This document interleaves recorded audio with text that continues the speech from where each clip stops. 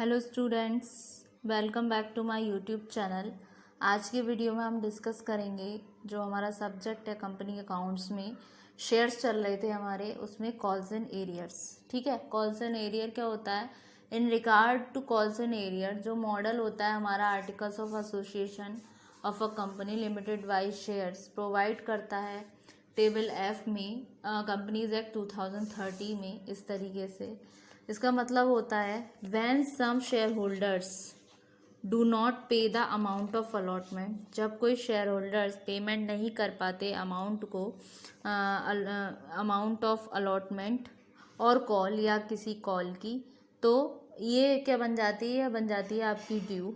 ठीक है, तो इस तरीके की जो अनपेड अमाउंट होती है वो कहलाती है आपकी कॉल्स इन एरिया। ठीक है, तो amount not received on calls is equal to allotted shares into amount due on calls. तो इसके रिगार्डिंग जो भी आपके अकाउंटिंग ट्रीटमेंट्स हैं वो होते हैं आपके टू ऑल्टरनेटिव मेथड्स में होते हैं, जिसको हम रिकॉर्ड कर सकते हैं कॉल्स इन एरियर्स में। फर्स्ट मेथड आता है without opening calls in arrears account. इसमें क्या होता है, कोई ज़रूरत नहीं होती है ओपन करने की कॉल्स इन एरियर अकाउंट में। Rather the amount actually received, जैसे कि हो गई आपकी total amount less calls in arrear, जो क्रेडिट होनी चाहिए रेस्पेक्टिव कॉल्स अमाउंट में। इस केस में क्या है, रेस्पेक्टिव कॉल अमाउंट अकाउंट जो है वो शो करता है debit balance on a later date. When that amount is received then bank account is debited and the respected call amount is credited. फिर नेक्स्ट आता है by opening calls in arrear account. ये method में calls in arrear account open होता है amount जो receive ना हो। इस केस में calls in arrear account debited होता है जब कुछ अमाउंट रिसीव्ड ना हो शेयर होल्डर्स के द्वारा।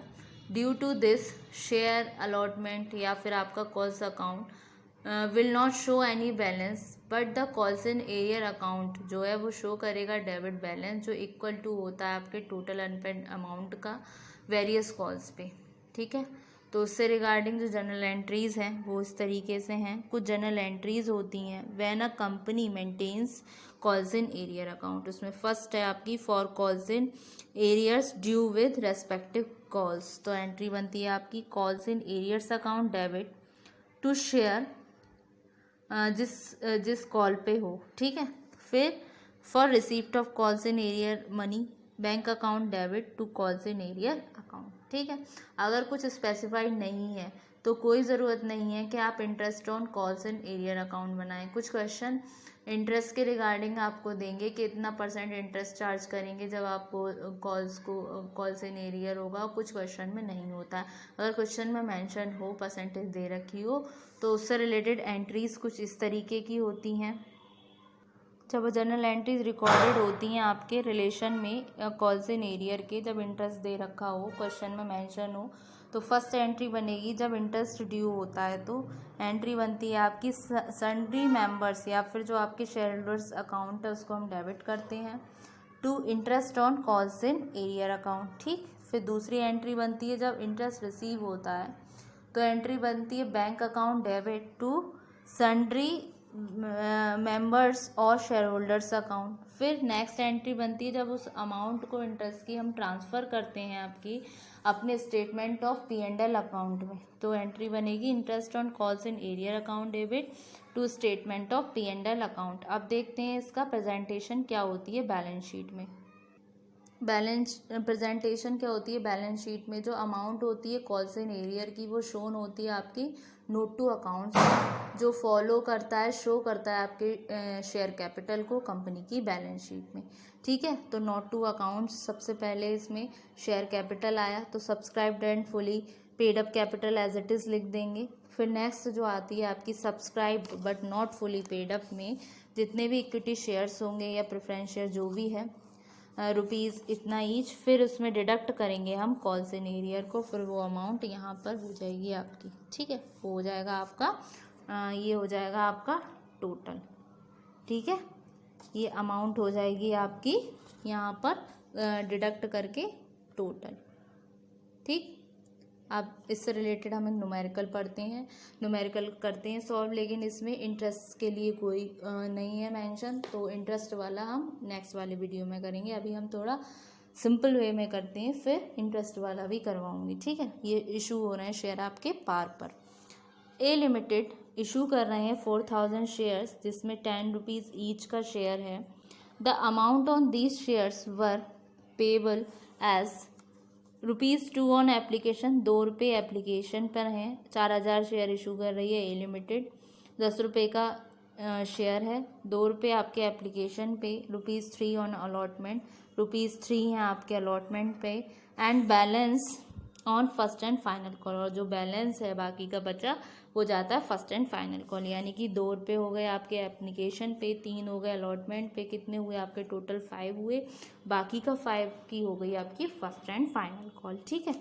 इसमें all the amount were duly receive, सारी अमाउंट ड्यूली रिसीव्ड है, लेकिन जो पर्सन एक है शेयर होल्डर मोहन, जिसके पास शेयर थे आपके 50, Mohan who holds 50 equity shares, जिसके पास 50 इक्विटी शेयर्स थे, वो पे नहीं करता आपका अलॉटमेंट, यानी कि उसने अलॉटमेंट मनी पे नहीं की है, and calls amount on these shares, अगर उसने अलॉटमेंट ही पे नहीं किया है तो क्या उस आगे की कॉल पे करेगा, ठीक है।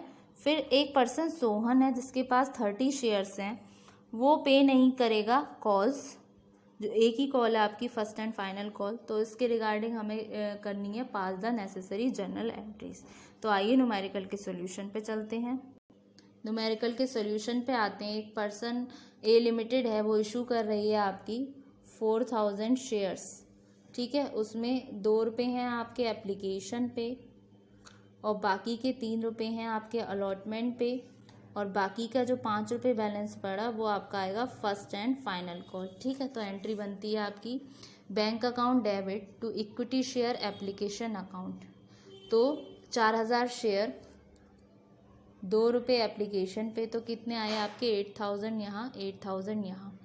अब next entry equity share application account debit to equity share capital account, ठीक है। इस कंडीशन में आपकी एंट्री बनेगी, एंट्री ये बनी, फिर ये एज इट इज़ अमाउंट आ गई आपकी, ठीक है। फिर next equity share allotment account debit to equity share capital account, कितने हैं 4000 शेयर हैं, 3 रुपये हैं आपके अलॉटमेंट पे, कितने हुए 12000 12000। अब इसका आता है बैंक अकाउंट डेबिट में, तो एंट्री देखिए, या तो इसकी ऐसे एंट्री बना सकते हैं bank account debit to equity share allotment account, या फिर इसके पहले हम इसको करते हैं, फिर इसका ऑल्टरनेटिव मेथड देखते हैं, ऑल्टरनेटिव एंट्री देखते हैं। Bank account debit to equity share allotment account, एक पर्सन था, ठीक है, एक पर्सन था आपका मोहन, जिसके पास थी आपकी शेयर्स। तो इसमें हम कर दें 4000 इक्विटी शेयर्स हैं आपके 10 ईच, 10 रुपये वाले, एप्लीकेशन पे हैं आपके ₹2, यानी कि हुए आपके 8000 रुपये यहाँ हुए, ठीक है। अलॉटमेंट पे थे आपके 3 रुपये, 4000, तो हुए यहाँ पे आपकी।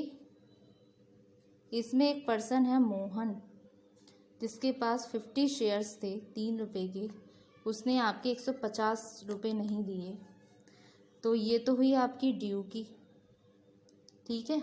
12000 रुपये हुए आपके ड्यू के, उसमें 150 रुपये, 50 रुपये के उसके शेयर्स थे, 3 रुपये आपके अलॉटमेंट पे हैं, तो 150 रुपये, 12000 में से 150 घटाए तो हमारे आए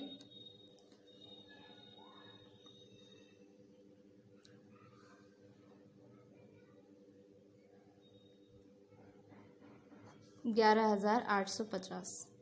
तो यहाँ लिख दिए हमने bank account debit to equity share allotment account 11850, या फिर इसको एंट्री को ऑल्टरनेट करके ऐसे भी लिख सकते हैं हम, bank account debit calls in arrear account debit to equity share allotment account. तो कॉल्स इन एरियर के कितने आए आपके 150 रुपये यहाँ, ठीक है, 11,850 यहाँ, तो टोटल यहाँ आ गया आपका 12,000 रुपये, ठीक है। ऐसे भी कर सकती हैं, ये ऑल्टरनेटिव है, ऐसे कर देंगे तो ये भी गलत नहीं होगा, ठीक है। फिर नेक्स्ट एंट्री है आपकी फर्स्ट एंड फाइनल कॉल की बची। Equity share first and final call account debit to equity share capital account. कितनी की अमाउंट है आपकी? 4,000 शेयर्स हैं आपके, 5 रुपये बचे आपके फर्स्ट एंड फाइनल कॉल पे, 20,000 रुपये आए दोनों साइड। फिर उसके बाद में एंट्री बनती है bank account debit to equity share first and final call, तो 19,600। अब देखते हैं ये 19,600 कैसे आए। एक पर्सन है आपका मोहन, एक पर्सन है आपका सोहन। मोहन पे थे 50 शेयर और सोहन पे थे आपके 30 शेयर, और फर्स्ट एंड फाइनल कॉल है आपकी 5 रुपीज़ की, ठीक है। तो इसके हुए 250 रुपये और इसके हुए आपके 150 रुपये, ठीक है। इन दोनों का टोटल, और ड्यू कितनी हुई है आपकी? 20,000 रुपये फर्स्ट एंड फाइनल कॉल। इन दोनों को इसमें से डिडक्ट कर देंगे तो बचा आपका 19,600 रिसीव किया। ये दोनों का टोटल है, क्योंकि जो मोहन है उसने अलॉटमेंट के साथ अलॉटमेंट तो नहीं दिया, सिर्फ 30 वाले ने, ठीक है। एक पर्सन है उसने आपको अलॉटमेंट मनी नहीं दी, और एक पर्सन ने आपको कोई भी वो कॉल पेमेंट नहीं की, ठीक है। तो यहाँ पे जो 50 रुपये वाला था जिसने अलॉटमेंट नहीं दिया, तो उसने आगे की कॉल भी नहीं दी होगी, तो 250 रुपये ये हो गए, 150 ये हो गए। तो इन दोनों को ऐड करके कितने आए आपके? 400 रुपये हमने घटाए, तो 19,600, ठीक है। क्योंकि जो पर्सन आपका मोहन है, ठीक है, मोहन पे जिस पे 50 इक्विटी शेयर्स थे उसने कोई पे नहीं किया अलॉटमेंट का और ना ही कॉल्स का, तो 50 तो आ गए उसके मोहन के। और एक पर्सन सोहन है जिसने सिर्फ कॉल्स पे नहीं की, तो 50 इंटू 5 250, 30 इंटू 5 150, इन दोनों को ऐड करा और जितनी ड्यू अमाउंट थी उसमें से इसको डिडक्ट कर दिया, तो आया 19,600। होप सो स्टूडेंट ये लेक्चर समझ आया होगा। इससे रिलेटेड मैं एक और न्यूमेरिकल आपको नेक्स्ट वाली वीडियो में कराऊंगी। Thank you very much.